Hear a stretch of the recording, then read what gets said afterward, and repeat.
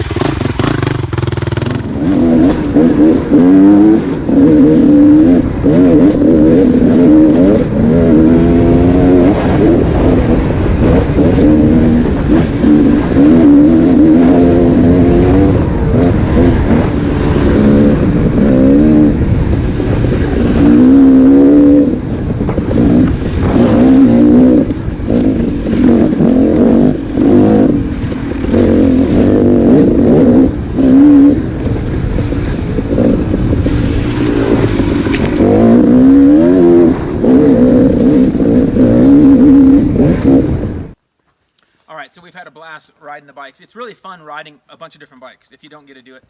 Now, if your friends are kind of kooky and really attached to their bikes, if you get off their bike and say you like a different bike better, then they get all offended. So it's like you're saying their girlfriend or their wife's not very pretty or whatever. They don't like it. So it's really tough. And that's one thing that I take all this input. Basically, most of the bikes are my old bikes anyway, so I can be more objective. Some of the guys that own certain bikes are ranking theirs a little higher than maybe they should. So we've kind of taken all, but consistently this one is the best one, except for Drew, who thinks his is better, but he's crazy. So this bike is really good. This is a 17 TX300, and it has electron carb on it. And we're building a KTM version of this with our 19 with electron and all the same deals. Next week I'm gonna get started on that. So this bike is just awesome on the trail. And I came here really hoping that my Husky 4-stroke would be better than this thing, but it's just not. You know, this thing is just so much better in the tight trails, the two-stroke 300 is just amazing. It's just so easy to ride. And on the track, I'm still a four-stroke guy, and I can't ride a two-stroke on the track. I still think four-strokes are awesome on the track, but on the trail, these new generation 300s are just amazing. So this bike's awesome. We got it all set up perfect. Got the good, gummy tire from Dunlop on there, a wraparound handguards, big tank from IMS, all that. So second place in our shootout, very close, was this. And this is the Husky, and this one has a 270 kit. And I think if this one didn't have a 270 kit, that the XCW would probably be ahead of it. But this one just has a little bit more meat, and the suspension's better on this bike. That's another thing that the TX300 has, is these air forks that we like. Overall, this one just feels better suspension, and the gearing is awesome on this thing. You can ride it in second gear everywhere, and first gear when you get in the tight stuff, it pulls it good. And we're running the stock 1451 gearing. We got our super sprockets on there with our O-ring chain and everything. Big tank. This bike is really fun. Now, I don't know if it would be as good with a stock bore. Okay, now next place bike, KTM 300 XCW. Now this bike's good, and Drew's over there kind of mad at me, but it's just not as good a suspension. Sorry, Drew. So it's just not quite as good a suspension as these other two bikes. So that's really what held this bike back. If you're buying brand new bikes, an XC and an XCW, I don't know why you'd buy an XCW really, because they're about the same money. So now Drew, the advantage he has, he got a real good deal on this beat up one, which doesn't look as pretty, but he got a great deal on it. So it's a totally good bike, and it's been a great bike, and he's stoked with it. The next bike that got and Spencer picked it last, but overall we got this bike right here, is our converted CRF 250R into a trail bike. The bike feels really good on the trail. Just if this thing had a 270 kit in it, I think it would do better. It's just that it needs a little bit more power. The suspension is awesome.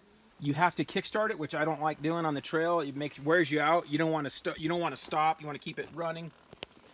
And then last place was the Honda 450X.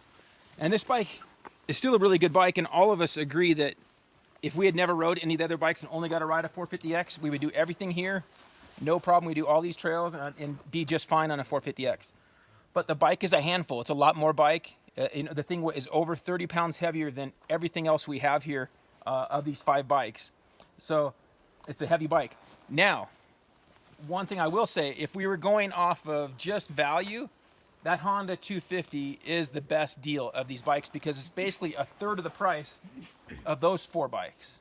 So for, you can find these things pretty cheap and fix them up, and we got less than $3 grand into that bike. Now we got some good deals and stuff, but if you can fix one of these things up and be in it to $3,000 to $3,500, a new KTM is $9,000 to $10,000 out the door. So you can't go wrong with that. If you can't afford to buy a $9,000 or $10,000 bike, that is a great bike that does everything just as good as what we did out here, and can go everywhere and do everything.